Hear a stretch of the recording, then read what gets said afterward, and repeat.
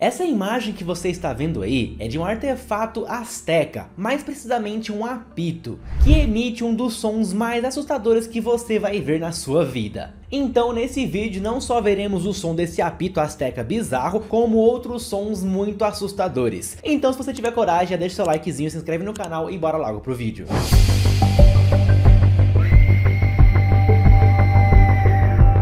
Bom, para quem não sabe, os astecas foram uma das principais civilizações pré-colombianas. Eles viveram entre os anos 1300 e 1521 d.C., em regiões onde hoje é localizado o Vale do México. E a capital asteca, chamada Tenochtitlan, foi construída onde hoje fica a cidade do México. Grande parte do sustento deles vinha da agricultura, e era muito próspera na região. Mas eles também eram uma civilização guerreira, e desenvolveram métodos um tanto quanto estranhos para derrotar seus inimigos. E um desses métodos era o Ecatitl, também conhecido como o Apito da Morte. E ele recebeu esse nome pelo deus Ehecat, o deus do vento da mitologia asteca. Ele era um apito simples em formato de uma caveira, que era usado para amedrontar os rivais, causando medo e até uma agonia. Isso porque ao ser assoprado, o apito liberava o som semelhante a uma pessoa agonizando de dor.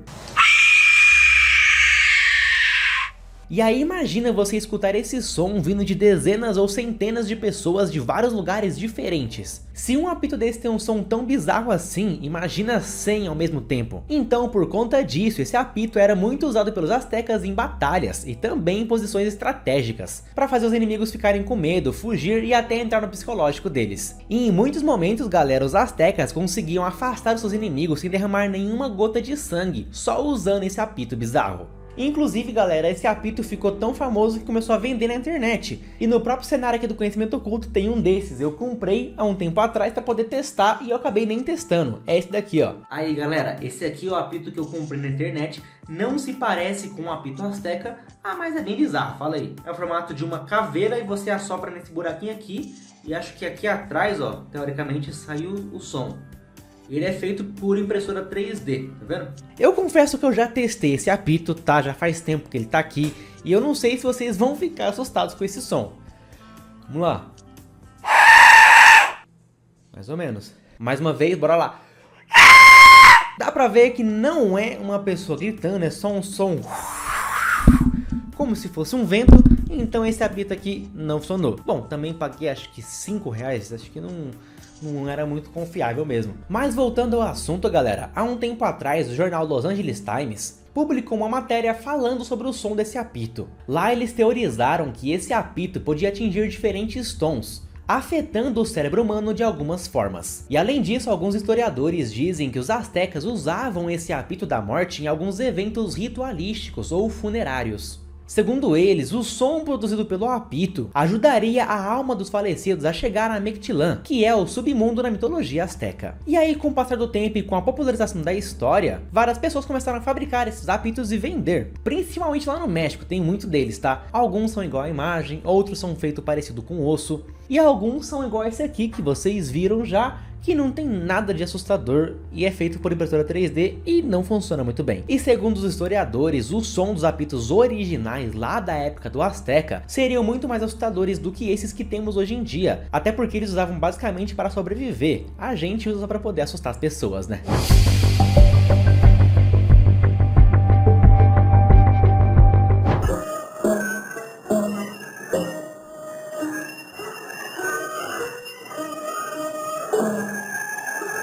Isso aqui é um áudio conhecido como Ghost Tape Number 10, que em português significa algo como gravação fantasma número 10. Ele foi criado pelo governo americano durante a Guerra do Vietnã, para ser usado em operações psicológicas, tudo como estratégia para fazer os vietnamitas a fugirem da guerra. Naquela época, os vietnamitas acreditavam que todos os mortos deveriam ser enterrados em sua terra natal, senão as suas almas ficariam vagando para sempre no inferno. Então o exército americano gravou vozes e sons bizarros para fingir que eram vozes de soldados mortos que não foram enterrados em suas terras natais e estariam vagando por aí agonizando. Nisso eles espalharam alto-falantes e helicópteros por toda a sua base e começaram a tocar esse som. E essas vozes basicamente alertavam os soldados vivos que eles deveriam abandonar a guerra, ou teriam o mesmo destino que eles, vagando por aí para sempre. E pode até não parecer muito assustador, ouvindo aí da sua casa, né, num vídeo do YouTube, de boa, tranquilo, mas imagina você no meio de uma guerra na situação deles, com aquela crença, com medo, muita gente nem queria estar ali, né? Acho que seria muito mais assustador, né?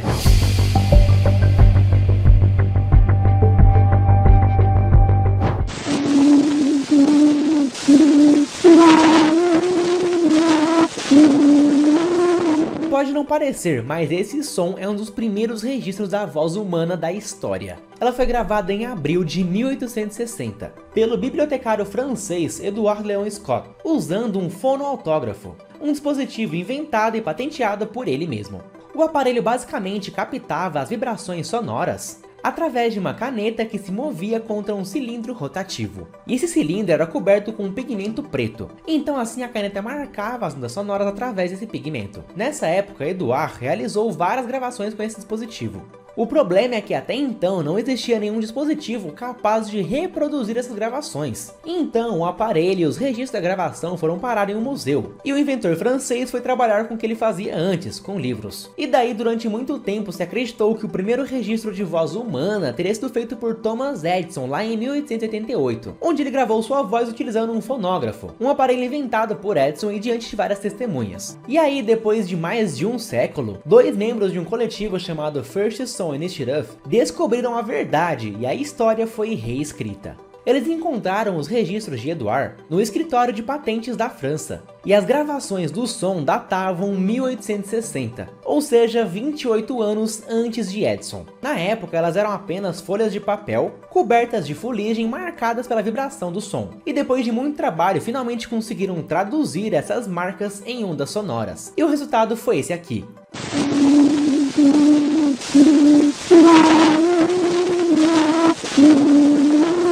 Era uma garota cantando uma canção folclórica francesa, chamada O Clair de la Lune. Eu acho que é isso aí, galera, tentei falar o mais próximo que eu consegui. E nem parece uma voz humana na verdade, né? Parece mais uma alma perdida, uma voz de uma assombração, uma criatura. Confesso que é um som bem assustador que causa arrepio, não é algo agradável. E como eu já falei, o Edouard que fez essa gravação nunca chegou a ouvi-la, então o cara gravou e nem sabia se tinha funcionado de fato.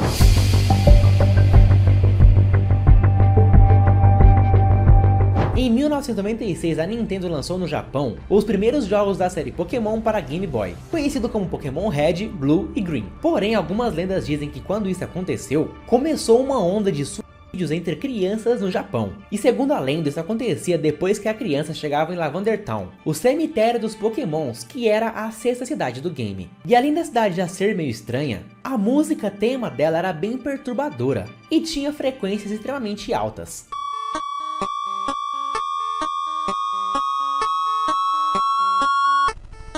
E aí diz a lenda que essa música tem algumas frequências que apenas crianças e pré-adolescentes conseguiriam ouvir, por terem ouvidos mais jovens e assim ser mais sensitivo. E essa frequência acabava mexendo com a cabeça das crianças, o que teria mexido em alguma coisa causando uma onda de suicídio.